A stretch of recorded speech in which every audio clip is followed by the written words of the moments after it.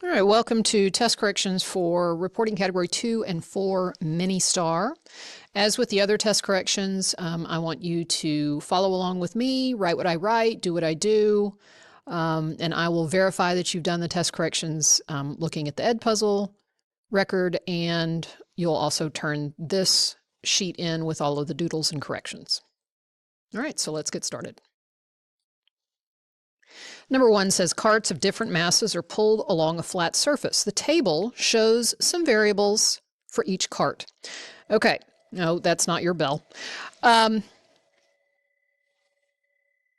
So carts 1, 2, 3, and 4. Applied force. This is how much you or the person pushing apply. This is your force. Frictional force.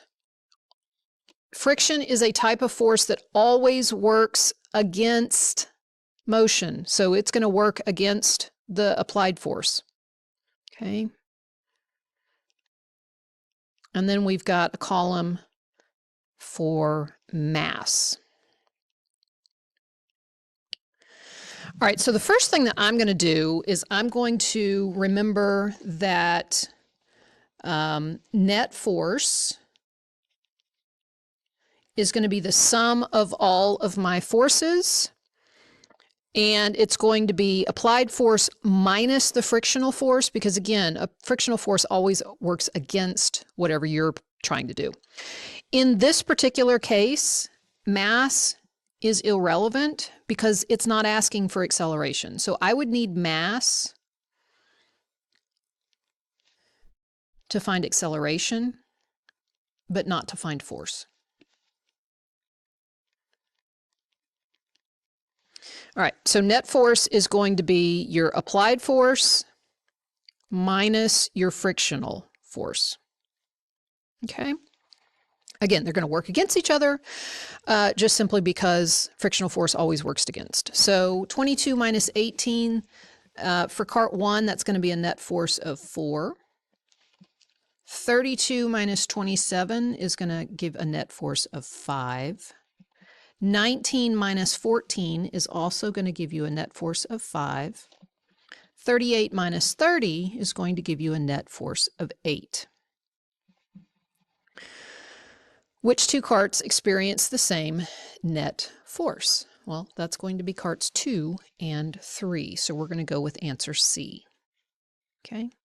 Once again, to get the net force, you do the applied force minus the frictional force. Because they're only asking for what's the net force, you really don't need to look at mass in this situation. Okay. You would need mass if you wanted to find acceleration, though. All right, number 2. The motion of an object is shown in the graph, and the answer choices are not. So we're going to flip to the next page. Hang on. Okay, so your choices, it says select 2 correct answers. Which statements are supported by the graph? An unbalanced force acts on the object between 1 and 2 seconds. If an unbalanced force is acting, you need to look for evidence of acceleration. On a position versus time graph, which is what this right there is, that's going to be a curve of some sort. The object's velocity increases, the object reaches its greatest acceleration between 4 and 5, the object's greatest speed. Again, acceleration on a distance versus time or a position versus time, look for a curve. Object's greatest speed occurs between 5 and 7. An unbalanced force causes the object to increase its speed between 6 and 8. Okay. Let's see. Let me get a second copy so that we can look at the answer choices and the graph at the same time. Okay. An unbalanced force acts on the object between 1 and 2 seconds. Okay, so between 1 and 2 seconds. Yes, there is a change because even though it looks more like a kink, that would be a curve. So obviously something has been moving right here, and it slowed to a stop by the end of second 2. Okay, so that's going to be one of the answers. The object's velocity increases between 4 and 5 seconds. Well, between 4 and 5 seconds is right through here. And the slope stays the same. which means the velocity stays the same.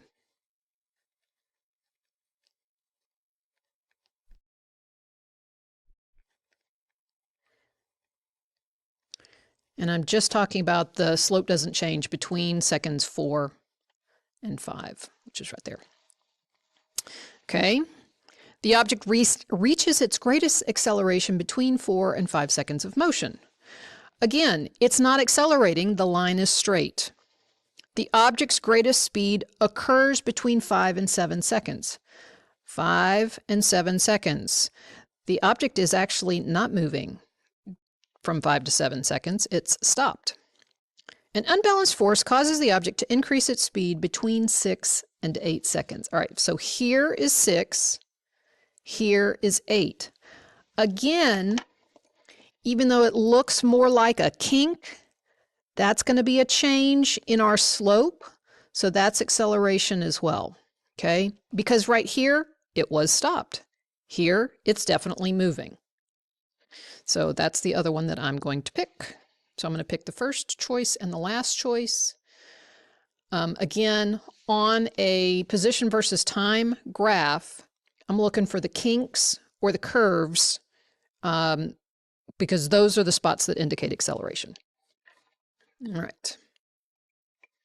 Number 3, the net force on a vehicle that is accelerating at a rate of 1.5 meters per second squared is 1,800 newtons. Okay, so the net force is 1,800 newtons. The acceleration is 1.5 meters per second squared. What is the mass of the vehicle to the nearest kilogram? Okay, on your formula chart that you will have on the STAR test, they give you this: force is equal to mass times acceleration. If you will remember to draw your little T triangle, if they're side by side, they go side by side in the triangle, and whatever's left goes up top. All right, well, I need mass. I don't need force. Right now, the formula is solved for force, but I need, what is the mass? Mass, cover that up, and that's going to give you force over acceleration. So mass equals force divided by acceleration. So that's going to be 1,800 divided by 1.5. I'm going to steal a little bit of space down here to do the math. I don't like 1.5, so I'm going to move this. But if I move that, I have to also move the decimal up here. So this really becomes 18,000 divided by 15. Decimal, decimal. 15 will go into 18 one time. Bring down a 0 and make that 30. 15 will go into 30 twice. 30 minus 30 is 0. 15 will go into 0. I have to keep going until I get to the decimal. Okay, 0 times 0, 0. Bring down another 0. 15 will also go into 0, another. Okay, so your answer is 1,200 kilograms. Okay. Alrighty. Number 4, again, the questions here, the illustration is on the next page. A leaf fell from a tree branch. The path it followed is shown in the diagram. All right, here's the diagram. Which of these best describes why the leaf fell in a crooked path instead of straight down? Well, I already know that a leaf is really light. It's flat and light.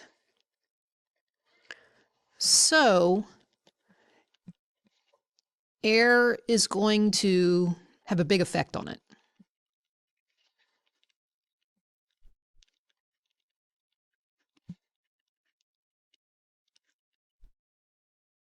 All right, so let's look at our answer choices. Which of these best describes why the leaf fell in a crooked path instead of straight down? Objects with irregular shapes never fall in straight lines. That is incorrect. I can take a heavy, irregularly shaped object and it'll pretty much fall straight down. Air currents and gravity applied changing an unbalanced forces to the leaf.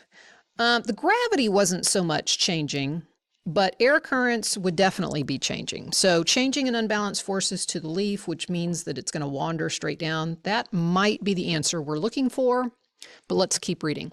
The upward force of the air on the leaf was greater than the downward force of gravity. Well, if that was the case, the leaf would move up.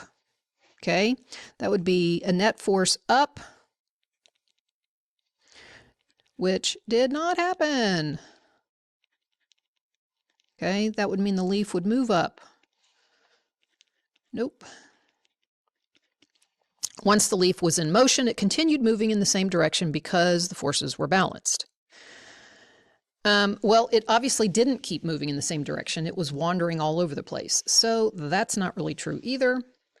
You've got air currents and gravity applying changing and unbalanced forces to the leaf. Not so much gravity, that's a balanced force, but the air currents are really going to affect how that leaf falls. Okay. Number 5. Which of the following scenarios best describes Newton's law of action-reaction? Okay, remember that Newton's law of action and reaction, forces are always equal and opposite, but they don't act on the same objects, which is why we can get unbalanced forces. A bottle of soda sitting in a console of a vehicle appears to move left as the vehicle makes a sharp turn to the right. Well, that's a better demonstration of the soda can's inertia, which is first law. Okay, let's look at our other answer choices.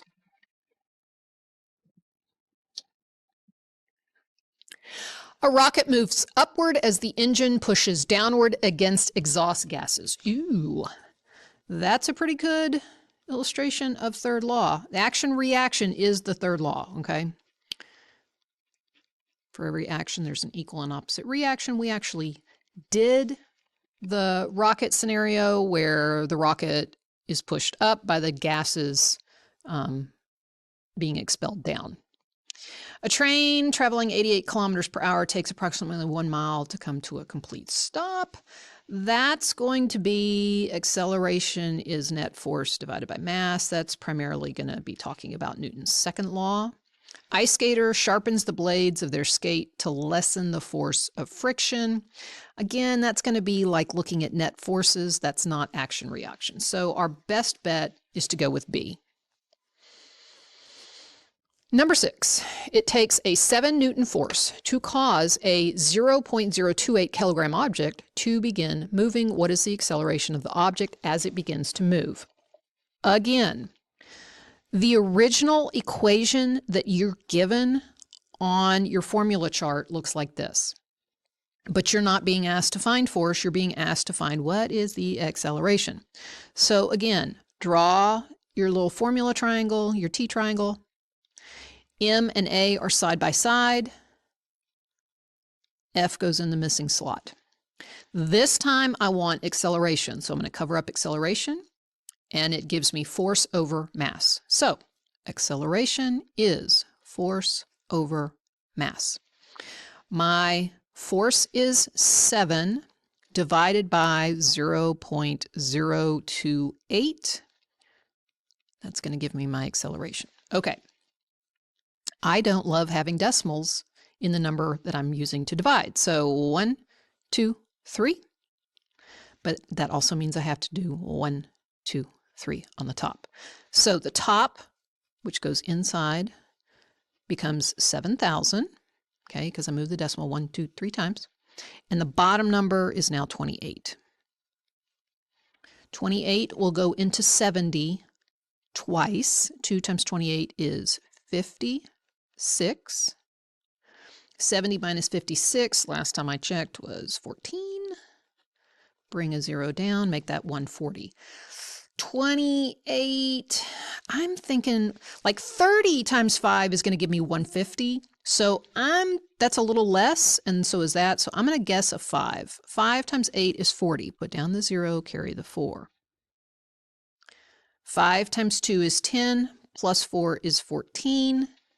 And boom, yes. All right, so my answer is 250. All right, and it's meters per second squared, even though you can't put that on the answer.